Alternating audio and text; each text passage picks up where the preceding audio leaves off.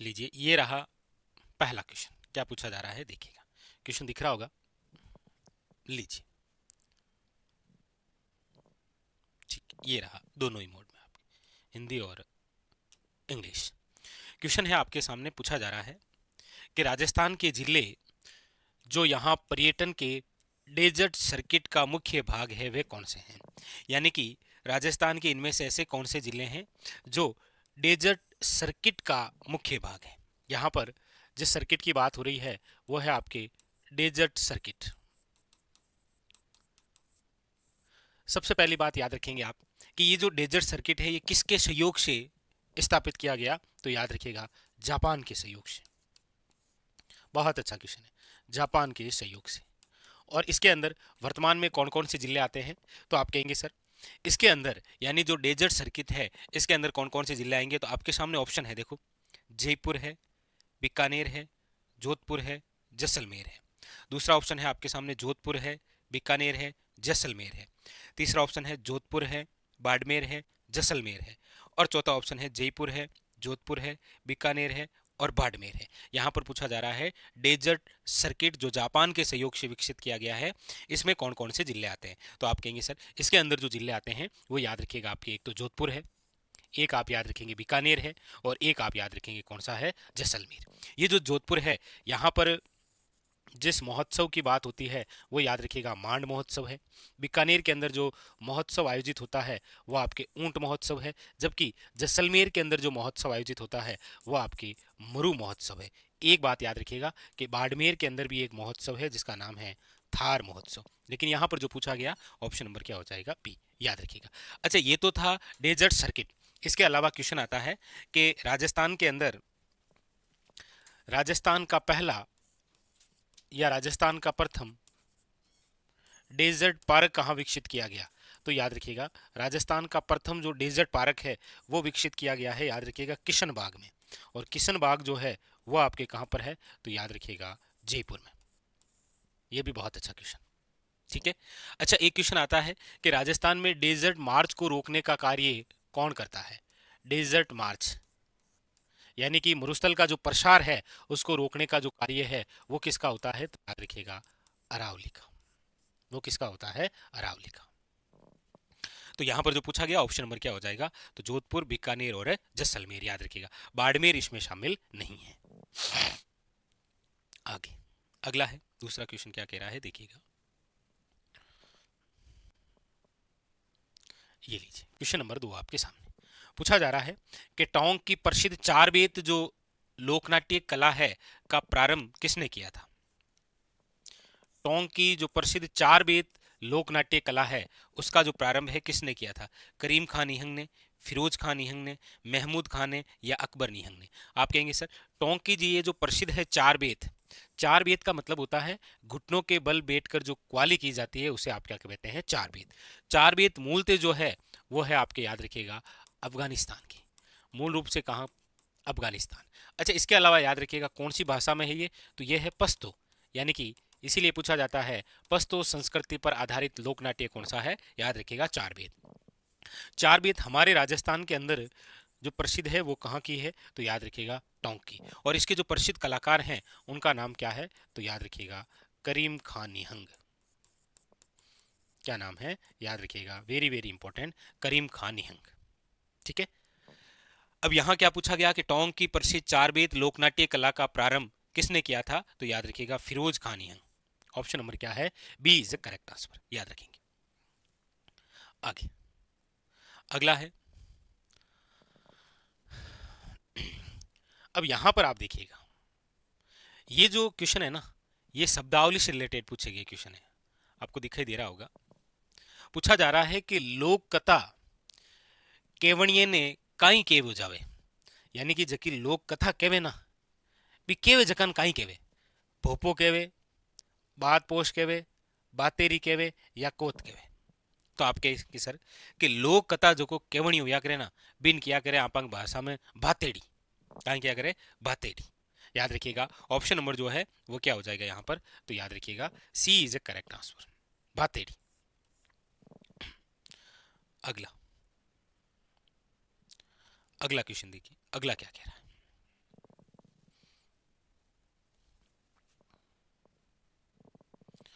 लीजिए, अगला पूछा जा रहा है आपसे कि वर्ष 2011 के अनुसार जनगणना राजस्थान में वह जिला जहां शहरी जनसंख्या लिंगानुपात राज्य में सर्वाधिक रहा।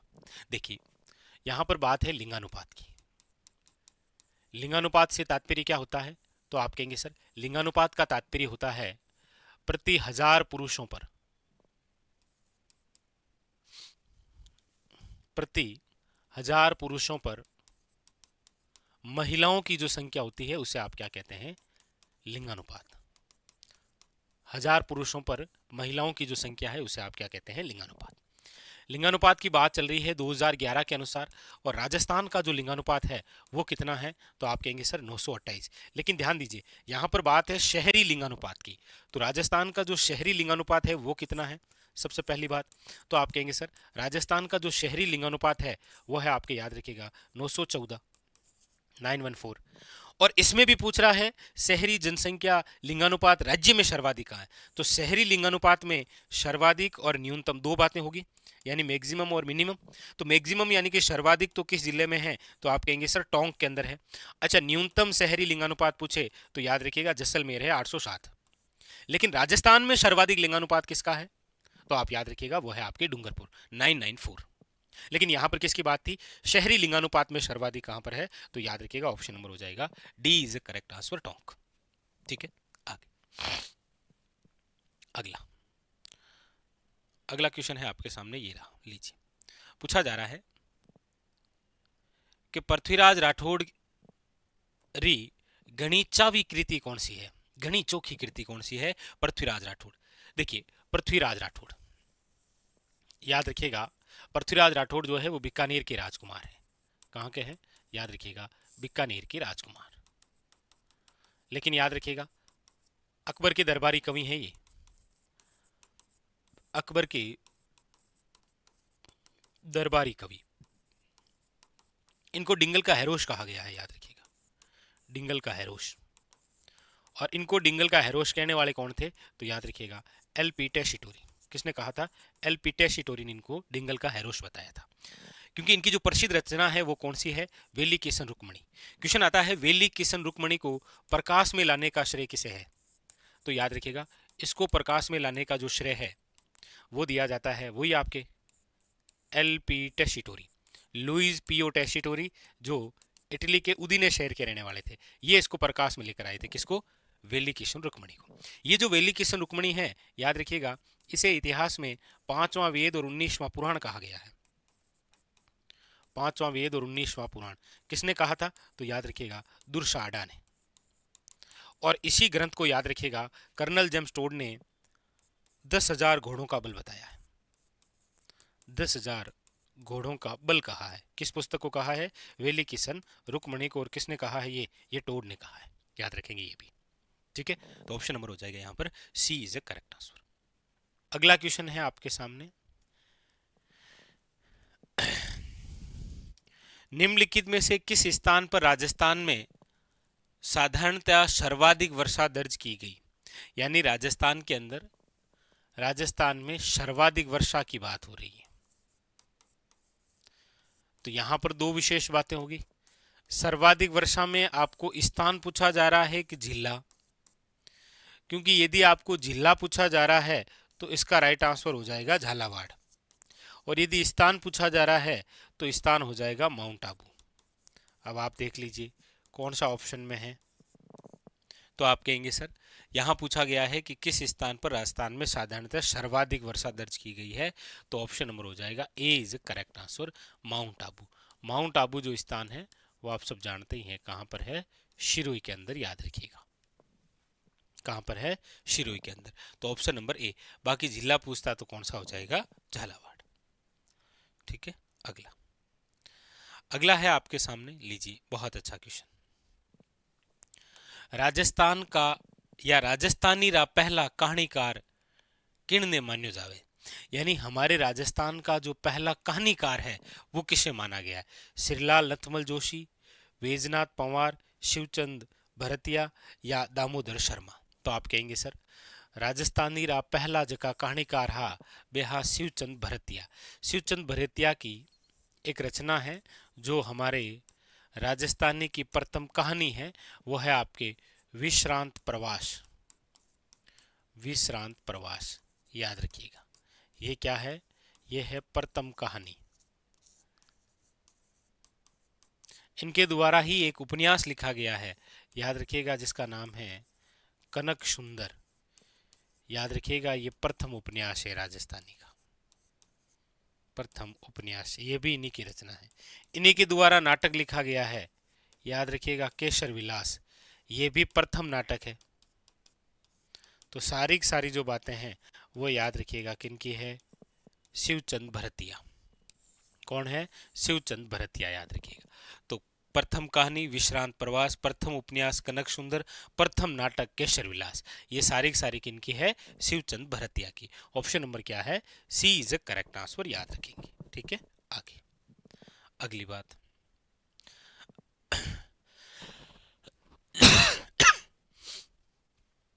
अगली बात जो है वो देखिए, पूछा जा रहा है मुर्की आभूषण शरीर के किस भाग पर पहना जाता है?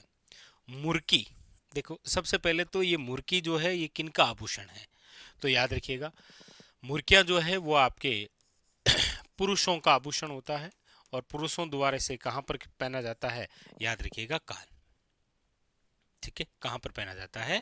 कान के अंदर। आगे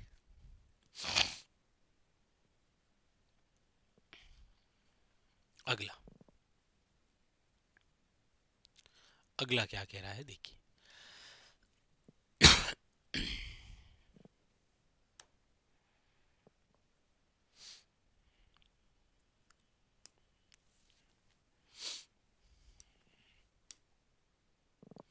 लीजिए, क्या पूछा जा रहा है? पूछा जा रहा है किसके शासनकाल में, किसके शासनकाल में किशनगढ़ चित्रकला शैली को स्वतंत्र स्वरूप प्राप्त हुआ था? अब देखिए, किशनगढ़ जो चित्रकला शैली है, अब आपको पूछा जाए कि चाहे इसकी शुरुआत की बात हो, चाहे इसके स्वर्ण काल की बात हो, या सर्वाधिक विकास की बात हो, तो ये सारी जो बातें हैं उसका एक ही आंसर है, और वो है आपके सावंत सिंह। सावंत सिंह, जिनका दूसरा नाम हुआ करता था नागरीदास।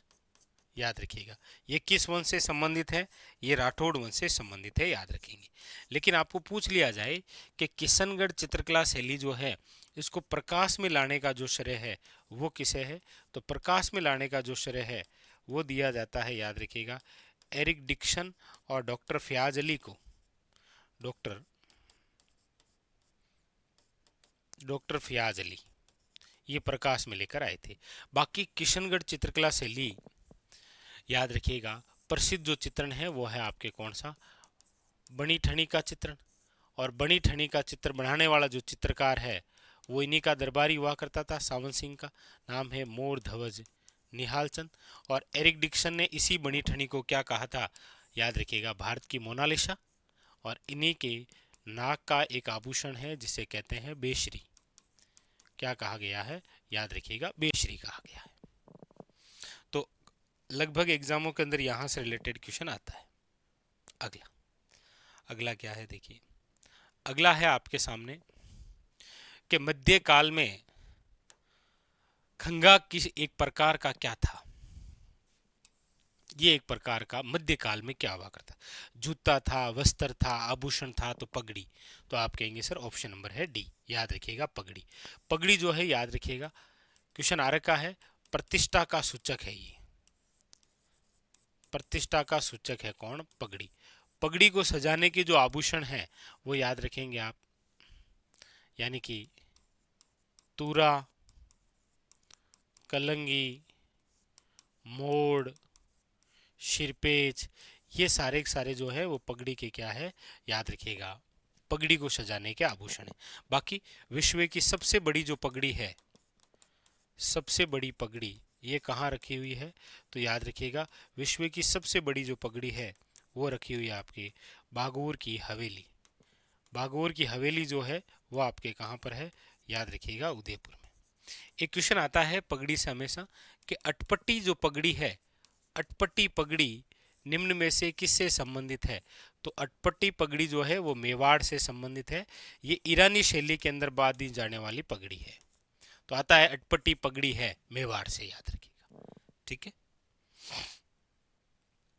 अगला अगला है आपके सामने, देखिए क्या पूछा जा रहा है। क्वेश्चन है next,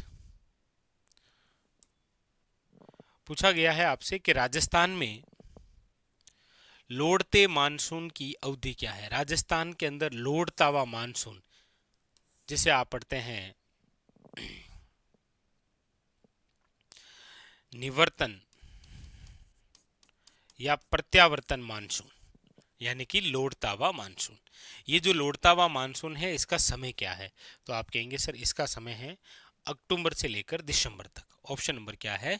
C is a correct answer. अगला है, किण संतरी वाणियारो संग्रह हरडे वाणी नाव संकलित करी जो है। हरडे वाणी, सुंदरदास जी, दादू दयाल, रेदास या हरिदास निरंजनी। तो आप कहेंगे सर हरडे वाणी जो है वो है दादू दयाल। दादू दयाल जिन्हें राजस्थान का कबीर कहा है, और किसने कहा है? तो याद रखिएगा मोतीलाल मेनारिया ने। यह भी किसी एग्जाम में आया था कि मोतीलाल मेनेरिया द्वारा निम्न में से राजस्थान का कबीर किसे कहा गया है? दादू दयाल। दादू दयाल जिनका जन्म जो है, याद रखिएगा, वो 1544 के अंदर अहमदाबाद गुजरात में हुआ है। अहमदाबाद गुजरात। इनका जो पंथ था वो था दादू पंथ, याद रखिएगा, दादू पंथ। इनकी रचना भी है, दादू वाणी है, दादूरा दोहा है, पूरा संकलन आपके सामने है हरडे वाणी। ठीक है, याद रखिएगा। इनकी एक बहुत प्रसिद्ध रचना है काया बेली। अगला अगला है आपके सामने, पूछा जा रहा है गिरी सुमेल का युद्ध किसके मध्य हुआ था? कौन सा युद्ध है? गिरी सुमेल का युद्ध। सबसे पहली बात, गिरी सुमेल का युद्ध लड़ा ही कब गया था? याद रखिएगा 1544 के अंदर गिरी सुमेल का युद्ध हुआ। 1644 के अंदर याद रखिएगा मतिरे की राड़ हुई थी। 1644 में मतिरे की राड़ हुई थी, और ये राड़ किन किन के मध्य हुई थी? तो याद रखिएगा नागौर का अमर सिंह और बीकानेर का कौन था? करण सिंह। इसमें बीकानेर वाला जो करण सिंह है वो जीत गया था, याद रखिएगा, मतिरे की राड़। इधर गिरी सुमेल का युद्ध किन किन के मध्य हुआ था? तो आप कहेंगे सर गिरी सुमेल लड़ा गया था राव मालदेव और शेरशाह सूरी के मध्य। ये वही युद्ध है जिसके तहत शेरशाह सूरी ने कहा था कि मैं मुट्ठी भर बाजरे खातिर हिंदुस्तान की बादशाहत खो देता। याद रखिएगा, इंपॉर्टेंट। ठीक है, आगे अगली बात लीजिए। अगला क्वेश्चन है आपके सामने,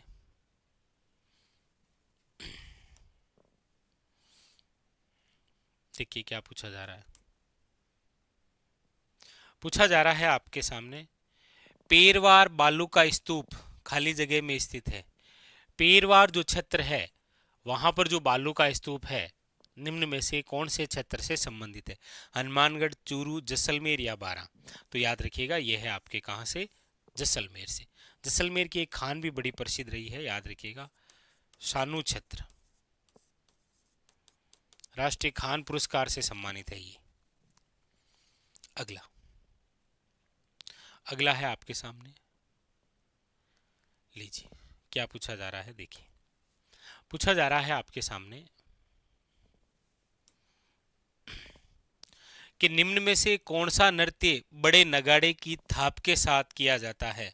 यानी कौन सा ऐसा नृत्य है जो बड़े नगाड़े की थाप के साथ किया जाता है? तो आप कहेंगे सर वो है बम नृत्य। याद रखिएगा, बम नृत्य जो है वो कहाँ का है? मेवात का है, याद रखिएगा। बम नृत्य करते समय कौन सा गीत गाते हैं? तो याद रखिएगा रशिया। कौन सा गाते हैं?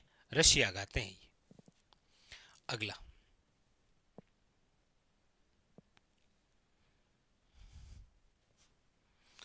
अगला देखिए क्या कह रहा है। अगला आपसे पूछा जा रहा है, यानी कि आप देखेंगे कि वन विभाग राजस्थान द्वारा प्रशासनिक प्रतिवेदन 2021-22 के अनुसार राज्य में वह जिला जहां वनों का प्रतिशत क्षेत्र द्वितीय सर्वाधिक है।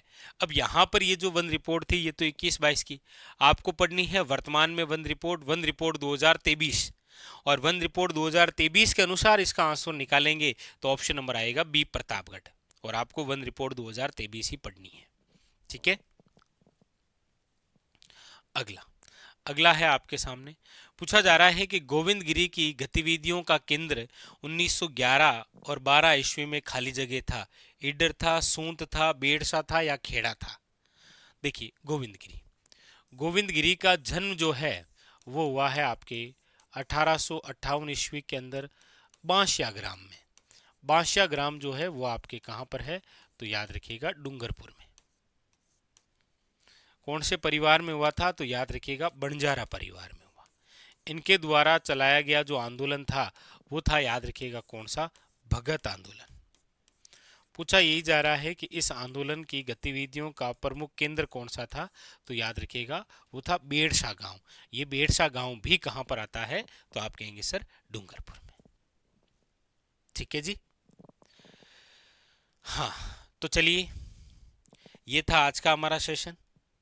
आप चिंता मत करिए, आगे वाले जो क्वेश्चन हैं वो हम अगले सेशन में सोल्व करेंगे, ठीक है। छोटे छोटे वीडियो के माध्यम से पिछली बार जो एग्जाम हुए थे उसके अंदर किस प्रकार के क्या क्वेश्चन पूछे गए वो सभी सेशन हम करवा देंगे आपके एग्जाम से बहुत पहले, ठीक है।